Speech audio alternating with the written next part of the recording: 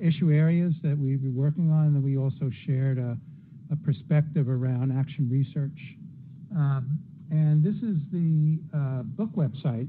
So we have been continuing to write. If you know about the academic publishing environment, there's a gap between when you write and when it's published. So we are using the book website as a kind of a continuing way to talk about the present, and the present as history, if you will. So and I'm going to go through this quickly so we have enough time to have some in exchange. We had support to make this happen, particularly in LA. I mean, in the U.S. part from the Luce Foundation, and in Hong Kong from the Wing Foundation, and of course MIT Press. So the book chose 6 areas to frame how those urban environmental issues were experienced in LA and Hong Kong, and then several cities in China that we profiled. The issues around goods movement, the flow of goods through ports and by rail and truck to warehouses and then distributed throughout the different places, water issues, air issues, transportation, and then also thinking about how urban places were designed and constructed, above and beyond just thinking of it in built environment terms, but really as spaces, and then of course food systems, which I'm going to talk about today.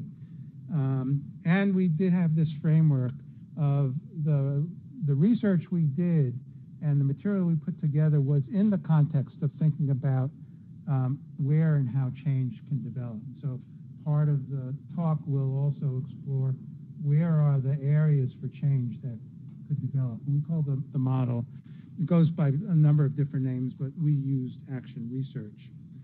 So just to set a context between, I'm comparing the US and China. As we know, as many of you know in terms of the work you've done, to think about the US food system, we really have seen changes taking place substantially since certainly the turn of the 20th century, but particularly after World War II, and then dramatically probably in the last 20 years. So it's a mature system, it's integrated throughout the supply chain. It is increasingly globally focused. Actually, you can trace that back to as early as the Food for Peace initiative in the early 1950s, 1954, which was used as both a political and a device to create global markets for surplus food in the U.S. It's, of course, industrially organized. My political and writing hero is Carrie McWilliams, who wrote a wonderful book in 1939 called Factories in the Field, and then was named in state government dealing with issues around immigration, housing, and ones that touched on the food system. In China, you have a more recent changes, or an evolution that shifts from thinking about rural food systems to urban food systems. The push for development and marketization and urbanization since what's called the reform period, since 1980 through, say, the late 80s, and then really increasing substantially in the last 20 years, has really transformed kind of the smallholder, rural-based food system to increasingly having some of the dimensions of the U.S. food system, but ones that are also more specific to how China is developing, which we call a capitalist agriculture with Chinese characteristics. They would call it a socialist agriculture with Chinese characteristics, but it's truly organized as a capitalist form, and it is increasingly urban focused in the sense it's an attempt to create a framework for domestic urban markets, food grown, and the shift in diets, for example, for an urban population. You see that in the retail area, where you have both global retailers, Walmart and Tesco and Carrefour, coming in, but even more so a domestic form of retail concentration, and large markets, the hypermarkets, or the mimicking some of the ways in which you've seen that in the West. And in terms of the changing diets, I mean, you have really a phenomenal shift. The most recent research I saw was a shift from a grain-heavy diet that was 1:1 in terms of meat and fruits and vegetables. In other words, 8 in terms of grain to now 4:3:3. So you still have a substantial grain-based diet, but it's really shifted. And you have also, along with the changing diets, you have a development of the Chinese version, Chinese fast food with Chinese characteristics, some of which is KFC and McDonald's, but again, a lot of it is in the urban setting, is based on Chinese fast food development, and then heavily processed foods that are entering into the individual and community diets. And it's also, interestingly, more globally focused, but yet that complements this focus on the domestic market as well. China joined the World Trade Organization in 2001, and that oriented it to thinking about a global, certainly industrial production, but more recently the kind of exchange of commodities that take place within a global system, and also some of the largest Chinese companies now entering into the U.S. market. Smithfield, the largest U.S. pork processor, is now owned by a Chinese company, which makes it the largest global pork producer in the world. So what are the challenges? For the U.S., you know these issues, many of you, or all of you. The range of environmental issues that are food system based are enormous, in the production and processing, all the way through the food chain. You have, as you well know, the health indicators, the latest 2015 figures on overweight and obesity show it's leveled off, but it hasn't decreased. Huge numbers. You have a system that heavily depends increasingly on immigrant and now refugee workers, actually, in the processing plants, as well as in the fields. And a real change in terms of the role of labor within the food system, where it joins the ranks of some other industries where you really have a highly exploited labor force all the way through the supply chain. And then, of course, we have all the local versus long distance issues. Where and how is food being produced and consumed is a major U.S. issue. In China, probably the most important framework is thinking about this huge shift from rural to urban, both in terms of migrations, but also in terms of how the food system has been oriented. And you have, even more dramatically than in the United States, a loss of farmers, people leaving rural villages to come initially work in the factories that were developed for export production, but now searching for any number of jobs that they're either not finding or they're finding in a way that creates a level of exploitation of the migrant workforce, what's called the floating population, because they're going back and forth. And that's really undermined the stability of rural life, as well as created this immigrant underclass in the cities. You have really massive environmental questions in China as well. China is surpassed the United States as both the largest producer and user of pesticides in the world.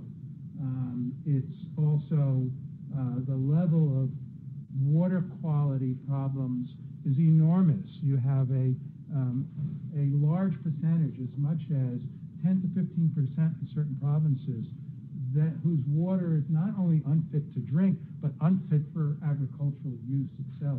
So you have this cycle that's taking place of discharges that pollute waterways, and then the use of the water itself becomes problematic in terms of agricultural production. You have huge land issues, you have air quality issues. It's really across the board. Probably the most prominent and politically charged issue in China around food is food safety. It's an interesting debate about food safety because much of the argument of sort of these very visible scandals that have taken place that we also learn about in this country, and then some that we don't, are often identified as bad actors in the supply chain rather than systemic to this sort of structural shifts that are going on in Chinese food production and Chinese agriculture. And it's obviously an element of both. There are supply chain abuses, a lot of it. You know, the famous slogan in China at the onset of the reform era from Deng Xiaoping was, it's glorious to get rich. And indeed, people want to get rich. It is a market-based system, and so supply chain issues are major issues. And then, as I mentioned, globalization is an important dimension of what's going on in China, particularly in certain commodity areas. So, is there a clock so I can see how much time we have? Anyway, I'll go through this. So, what are the strategies for change? And I actually mixed both the U.S. and the China strategies together in this slide. You know, there's a need to create new farmers in both China and the U.S. I mean, that's a continuous issue in this country, particularly thinking about young people embracing the idea of connecting to the land and you know, a sustainable food system and a healthy food system, becoming new farmers, often part-time farmers.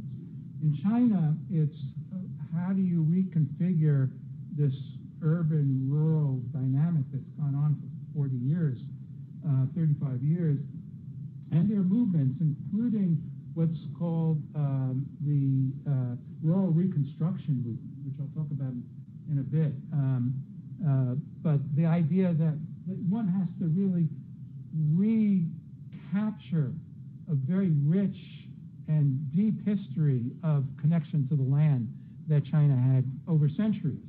And it's interesting, some of the leaders of the alternative food system approaches in China decided to translate a book from 1911 that was done by a U.S. author or a British author looking at China and Korea, historical food practices that were more, that were sustainable, and sort of wanting to recapture some of that knowledge and put it in a modern context. And that includes, in this country, thinking about, some of the most dynamic initiatives, say, in urban agriculture, are based on immigrant knowledge. And similarly in China, some of the urban food initiatives that have taken place are connected to this migration from provinces in the south and west that come into cities like Shanghai and Guangzhou and Beijing. And there are also a very modest effort to, in both the U.S. and China, to link to food sovereignty networks, often thought of in developing country framework, but have resonance above and beyond food justice, because it puts it more in a global context than the way the food justice movement in this country has developed. But it hasn't, it's constrained. In Hong Kong, of course, it's constrained in terms of our research because 95% of the food is imported into Hong Kong. In China, it's constrained because the central government and local governments are resistant to the idea of organized social movements seeking to make a shift, whether they're NGOs or other forms that take place. Even though we argued in the book, there is a fair amount of ferment that has ultimately led to some policy changes, particularly in some of the other areas more than in food, but it's happening also in food. One of the other talks I'm going to give at the New School tomorrow is about thinking about it in terms of how environmental policy systems have changed in China in comparison to the U.S., and I'm doing a before and after with Trump and Xi Jinping as part of that talk. But in this country, you have, I'm not going to talk much about it here, but in terms of time constraint, but you have the development of food policy councils and farm to school, of course, and some very exciting procurement-based policies that have taken place. The Center for Good Food Purchasing, you should, if you're not aware of it, you should take a look at the breakthroughs that are happening in that area. And then, of course, we have the kind of urban agriculture forms. And I'm going to talk a little bit comparing two CSA farms in the U.S. and China to illustrate both the difference and the convergence in terms, particularly in this area of kind of peri-urban agriculture. So those two farms are a full belly farm in Yolo County area in Northern California and a shared harvest outside of Beijing. So Full Belly Farm is now over 30 years old. I got that right, 32 years old. Started in 1985. It came about in conjunction with the kind of emergence of a new farm-based movement in California that now it went through different iterations. It's now the Community Alliance with Family Farmers, the CAF group. Really, it came out of the people who organized Full Belly Farm. It's a mid-sized farm.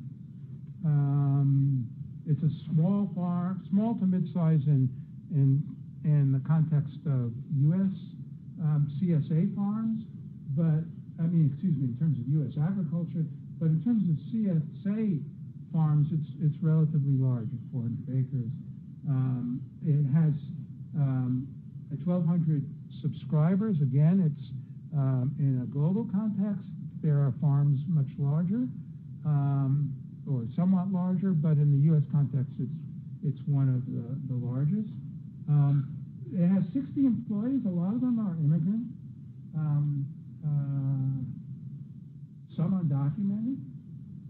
And one of the things that Full Belly has tried to do is create a mechanism also for the summer interns that come or for a year-long intensive internship to create new farmers.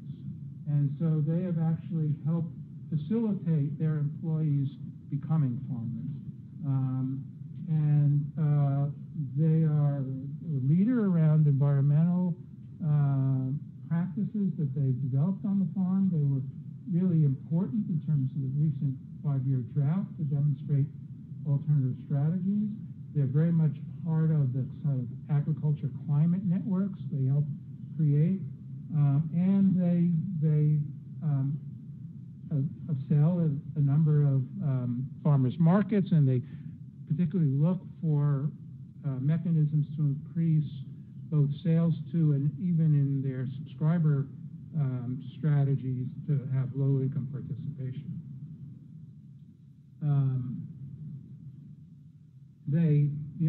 That's an example of late August. I probably could have done a new slide with where they're at today.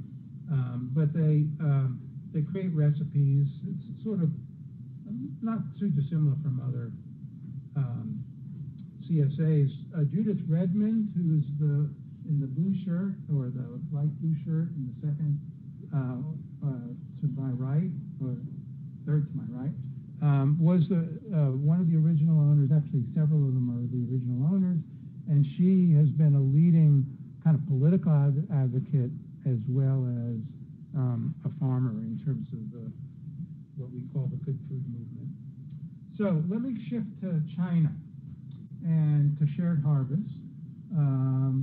Shared Harvest actually came out of this rural reconstruction framework. There's a kind of a cluster at Redmond University in Beijing that through its former dean in the agricultural economics department played a significant role in talking about how to shift back towards reinforcing cooperative models in rural areas as a way to reinvigorate rural development. And the owner of Shared Harvest, who I'll talk about in a second, was a PhD student of Wen's, and was part of thinking, well, there was actually a period of time where there was interest in the central government. This is around 2003 to 2008 of moving more towards a rural reconstruction approach, but that's really fallen by the wayside. The re-emphasis on urbanization has really taken deep root, and actually China is now a majority urban. It's 54% urban and growing as we talk. So Shared Harvest, it's got 800 subscribers. It actually could have a lot more, but the system that they've created, they want to kind of regulate the growth, so they're adding only 100 subscribers a year. They're outside, maybe 2 hours outside of Beijing, out of the center of Beijing.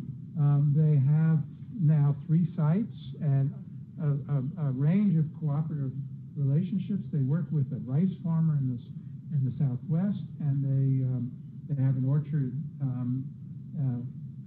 just a few kilometers from their primary site. One of the things that the owner, Xian, her husband, is a real social media tech, and they've devised a system that allows a much more interesting, in my mind, flow back and forth from subscriber to farm and back, both in terms of understanding how diets are changing and what kinds of shifts are happening in terms of farm production, and how to tailor the weekly boxes, actually bi-weekly box, or twice a week, I should say, not bi-weekly, that they develop. And they have a framework of really clustering people in neighborhood areas, so that they also can have an active connection to the subscribers. They also have some land devoted for subscribers to farm on site as well, so they can supplement their own box with what they grow. And they're heavily vested in terms of agroecology. They have a biogas facility. They have a circular system in terms of inputs and outputs. And they are the leaders of developing now. The CSA has become particularly the manifestation of what had been the rural reconstruction movement. On the policy side, some defeats. So there's been an effort to really create a new framework for farming either at the urban edge or in rural areas. And so they've created a CSA alliance. They're meeting in about 6 weeks in Guangzhou. Excuse for those of you who speak Chinese, my pronunciation.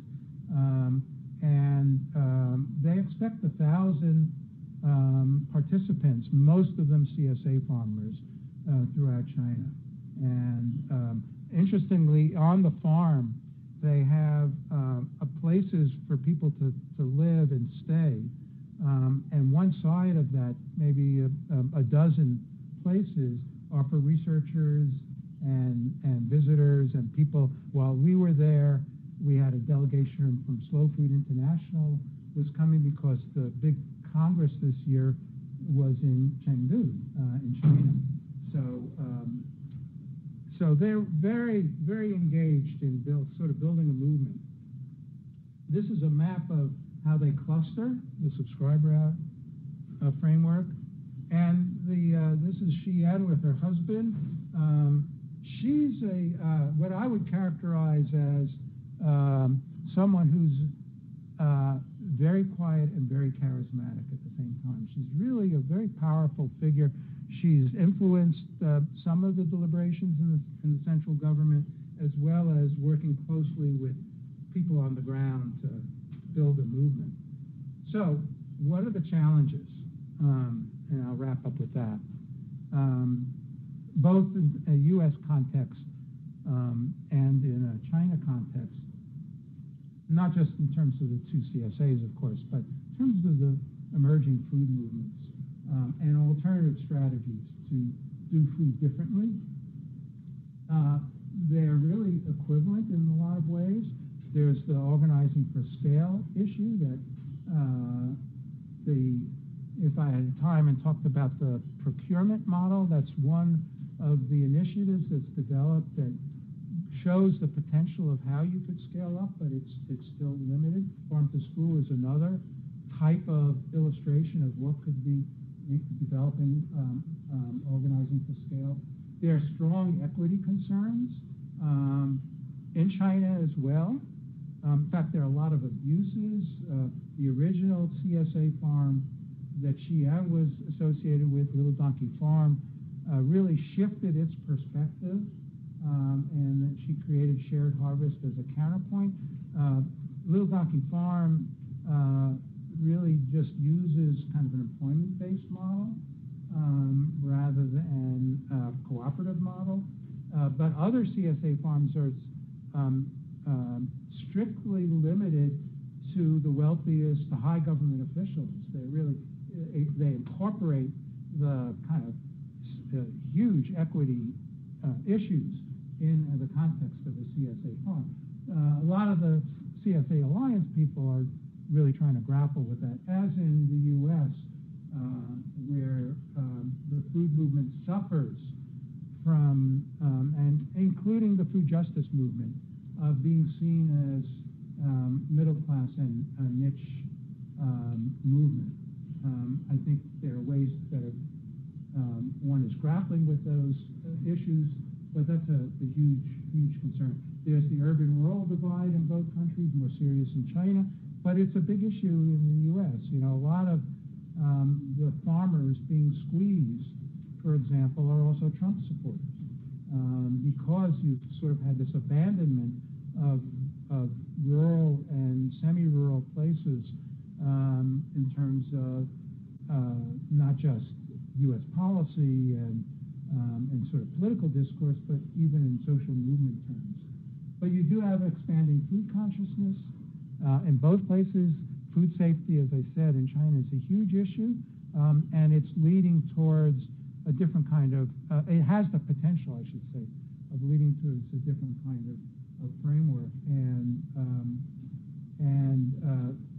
one of the concepts in the U.S. that Judith Redmond has played around with is creating a class of what she calls ethical eaters, people who participate by thinking about what they eat and how that connects back to what happens through the food chain. And then finally, one of the things when I did the food justice book that I continually emphasized is besides equity as a core issue, and aside from thinking about food system issues as a whole as part of any particular type of struggle, is that it needs to be embedded in social justice. So to identify food as a health issue, as a labor issue, as an immigration issue, and similarly how those movements need to intersect and understand the food agenda as well. And some of that is happening in China, but it's still limited. So I just to add this final slide. This is Xi'an. This is a description of their eco-agriculture system, but you can't really read it. But it's one of the U.S. Bumper stickers.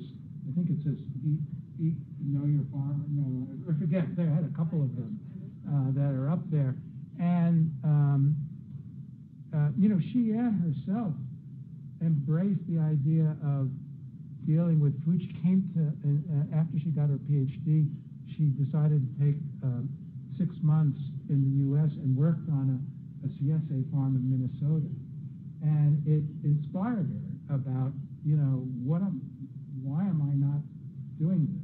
But there really is an importance of a way in which we here in the U.S. who think about food, or think about social justice, rightly put it in the context of people's everyday experiences.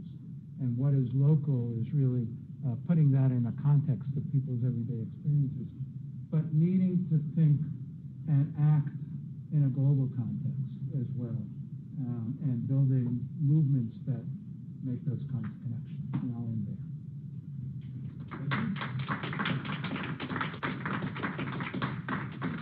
Thank you, Bob. Do we have a microphone? Yes. Actually, do we have books here? Not quite yet. Okay. Great.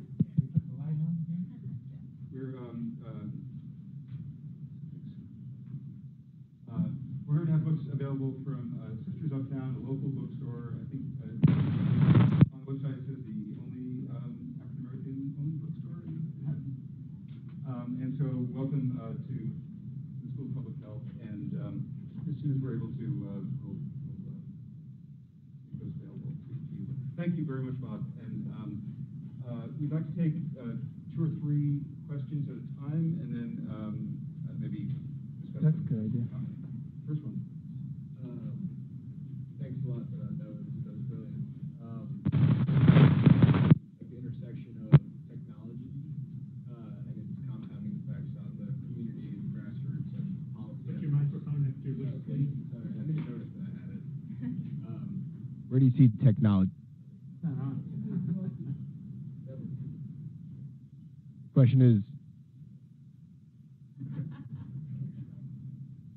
Talk up like that. hello? Okay. The question is, where do you see technology compounding the grassroots policy and community efforts that you discussed? Other questions? Do you see significant differences between the people who utilize CSA in China versus the U.S.? You mean the customer base? Yeah, who's attracted to the CSA model of food procurement?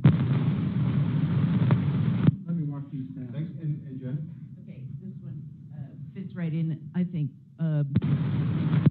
You mentioned that the Chinese CSA that you've portrayed had more of an engagement with the CSA members, that it was more a two-way translate?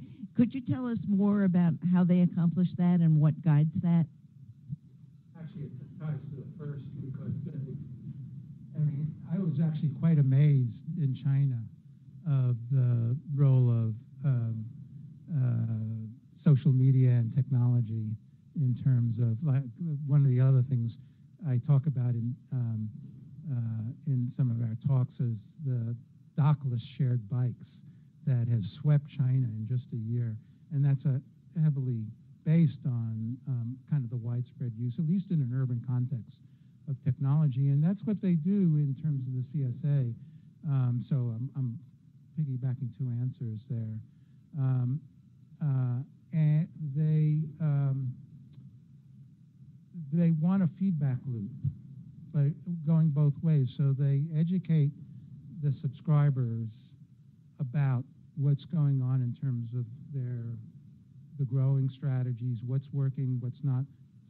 Some overlap, of course, with what goes on in the U.S. model, but they encourage trying to understand how people are using the food and what's working and not working.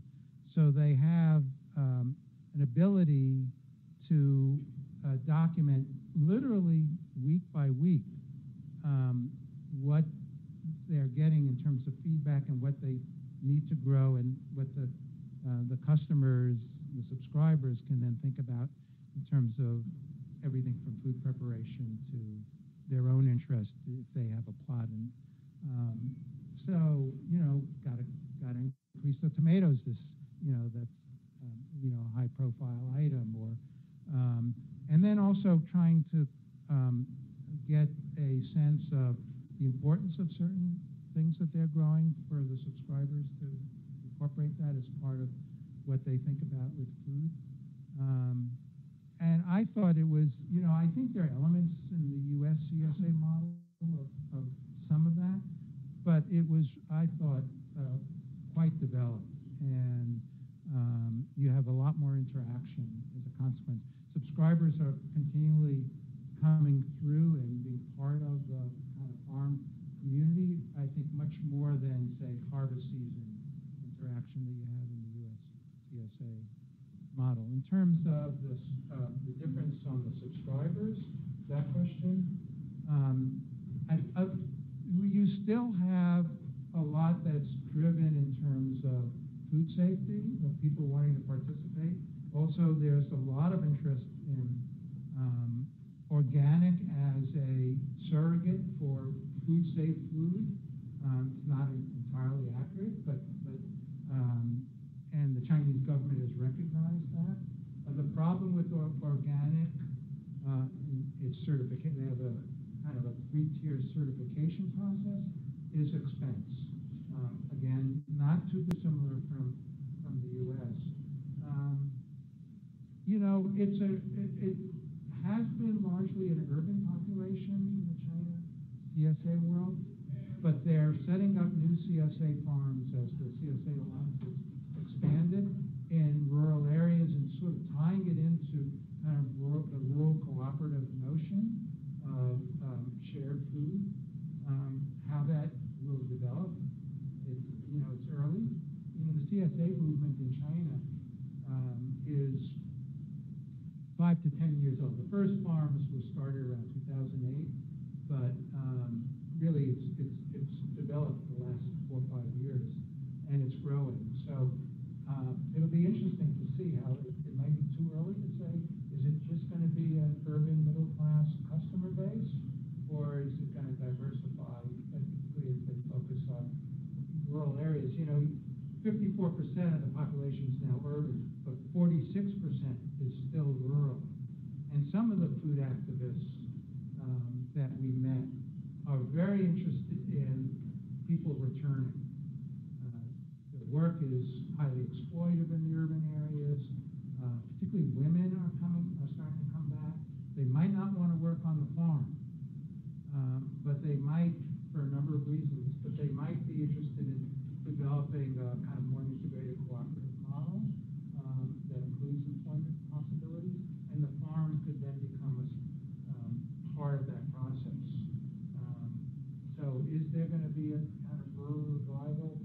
Probably not at the scale it deserves, but those are sort of interesting new departure points. And, you know, in the U.S., I think all of you can probably answer as well as I. The CSA model still, my friends that I'm staying with, their daughter runs a part-time farm, and she has, I think, 40 subscribers. And there are people in Brooklyn, in the neighborhood, who come. It's, you know, it needs to diversify the base and scale up, but it's serving to a kind of need right now. A few more questions. I used to work for grassroots environmental protection NGOs in China, and so, but one of the difficulty for us, I mean, from the perspective of Chinese, I think the food system is not really integrated with those other topics, especially environmental protection in China. And lots of people don't have this kind of big picture ideas about how food system runs and how it works, especially from the global, I mean, globally, this kind of context, because, you know, China, they have like information, they have barriers if you want to get more information from globally. So that is a threat for if you want to build a more global system for food. So how do you think about that? And my second question is comes to recently I worked for food. I think it's almost a food education system. Like we want to empower those food activists in China, and so, but we don't have those. I mean, places to educate those people. We just have those online resources. So how do you think the future about food education in China? Because technology changes a lot, so we emphasize the technology, but we don't have those real places. So how do you think about the future about food education? Thank you.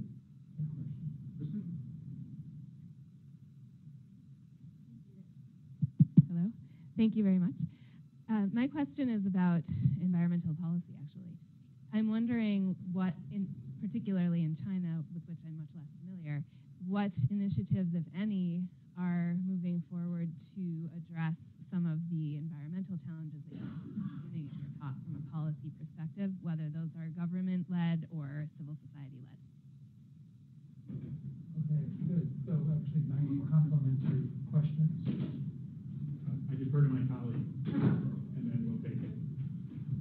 I'm wondering, in terms of looking forward for urban food policy challenges, what you sort of see as the main, I know it's a very wide open question, but what you see as sort of the main policy challenges that you think large cities will be facing in the coming years? The U.S. and China, or just U.S.? I'm personally most curious about the U.S., but China as well. Okay. One more? Yeah. You mentioned just a little bit about the rise of processed and ultra-processed food in China, and I wonder if you could say a little more about, you know, the mix between the global sources of that and global influences, and the national and the, you know, Chinese focus, and also in that sort of future question, where do you see ultra-processed food? What role do you see it playing in the Chinese food system and diet in the next decade? So I have three sort of more maybe optimistic perspectives that I'll put forth, and then a pessimistic one.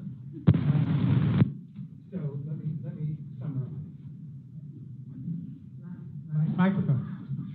I just think my voice carries, since I'm a little hard of hearing. I have to talk loud, and I have to look at the camera, but I want to look at the people who ask the questions also. So let me see if I've got. We want to know about, you know, environmental groups, not as connected to the food on the food side, and is that going to change? I assume, or where and how can that happen? And I think that the second part to your question. How do you find Food education. Oh, for food education.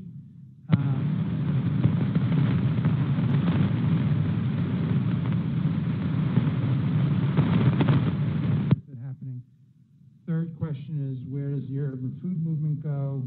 And the fourth, processed foods. Okay. I'll probably what those four were.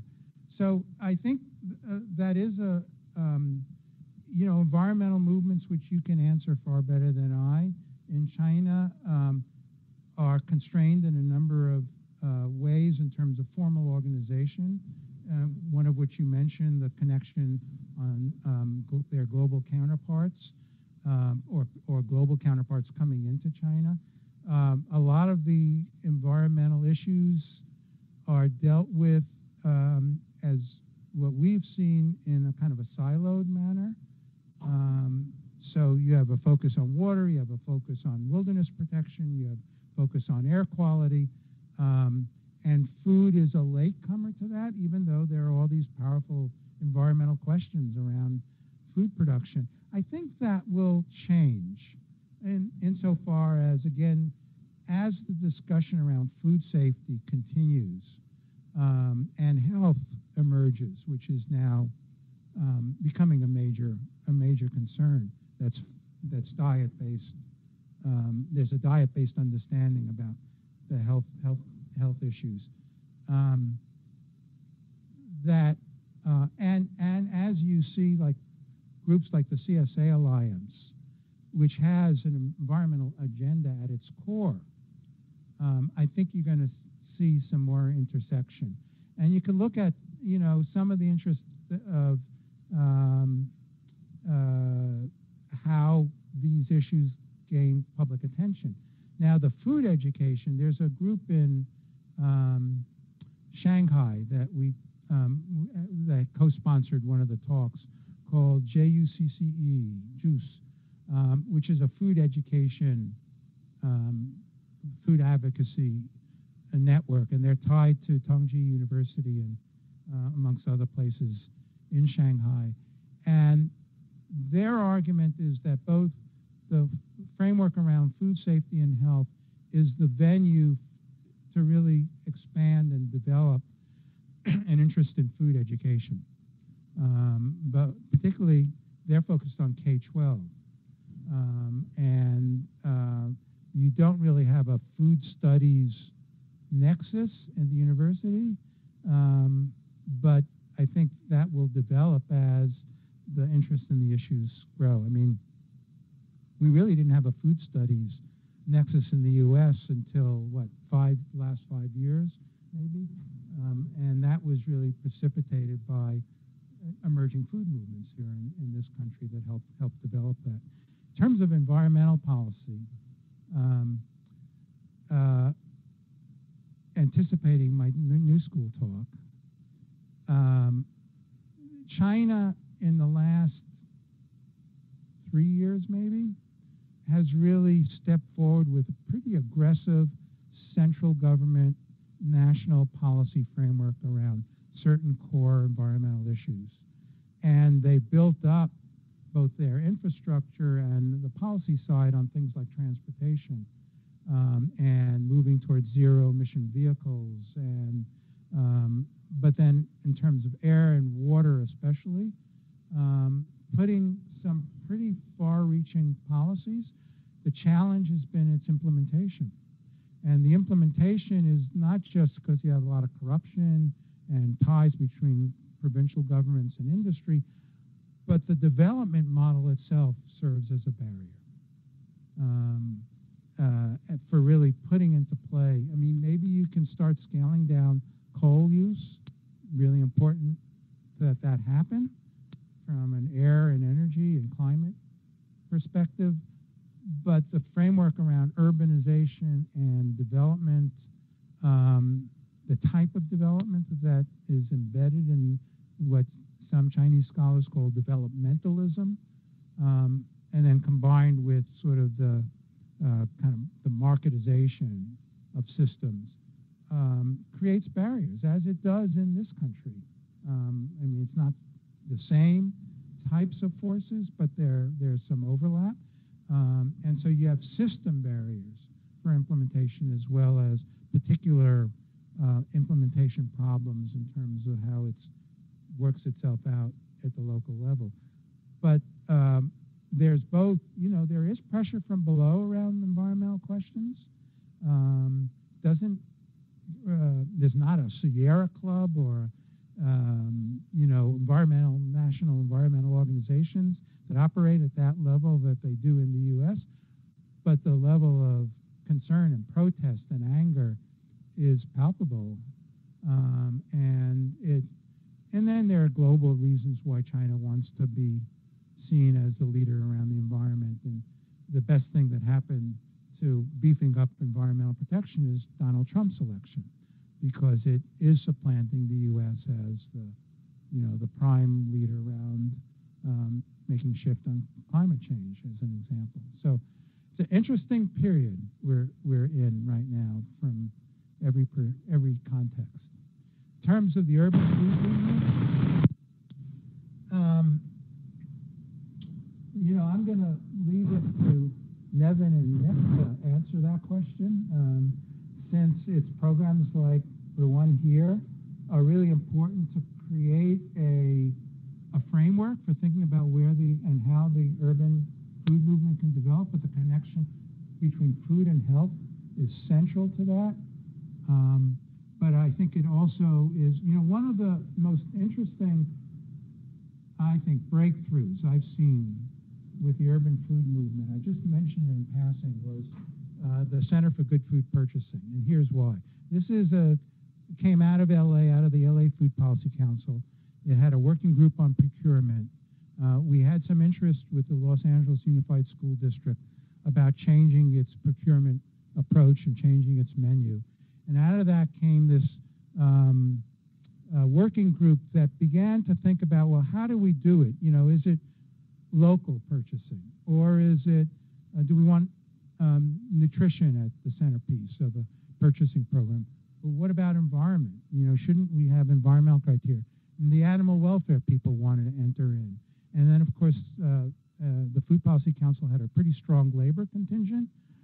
So some of the movement people in each of those areas started connecting and saying, how do you create a mechanism for procurement that links these different aspects of what would be good food? Antibiotics in animal production, or pesticide use, or water quality issues related to food production, the exploitation that is both in the fields and the processing plants, or in retail from in a labor context. And how do you then link that to a standard-based system, but keep that nexus together? To say, you really have to think about the integration of these issues and movements. And that's, I think, in microcosm, where the urban food movement has to go. Where and how do you create this intersection of different types of approaches in food, and then food more broadly with social justice, and then work itself out in very particular ways, whether it's procurement, whether it's on a policy framework, whether it's in urban food policy programs, so that we have that kind of heightened consciousness, as well as in practice how people are working together and building an agenda. In terms of the processing, here's my pessimistic answer. It's going to get worse before it gets better. Some of it is influential in terms of global players coming in and helping change the way people think about food in sort of the fast food framework, but then also what it means to be modern comes into play.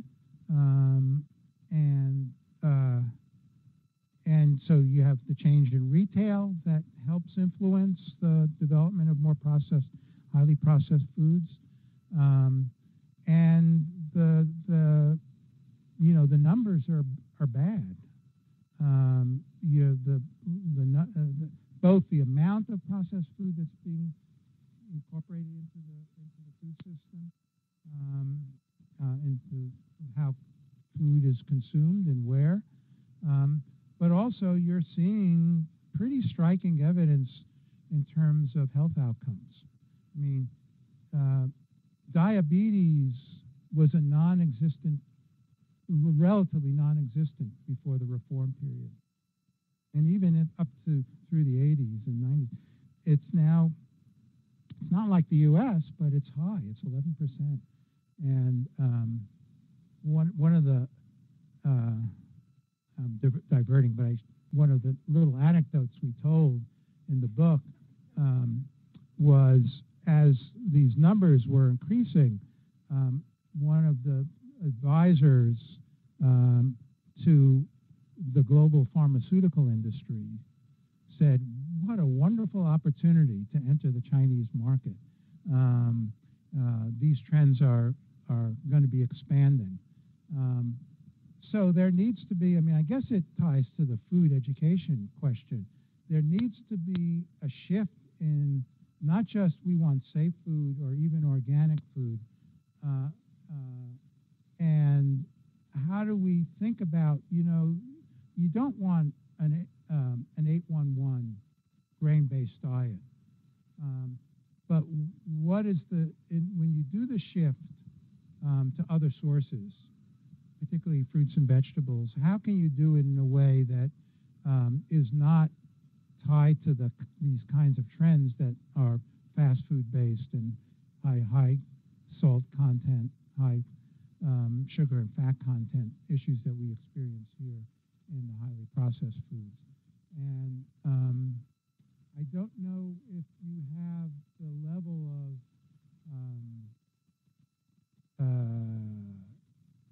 awareness and understanding that we have begun to see in this country.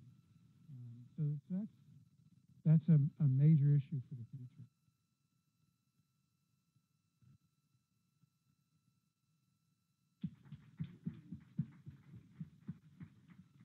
Great audience.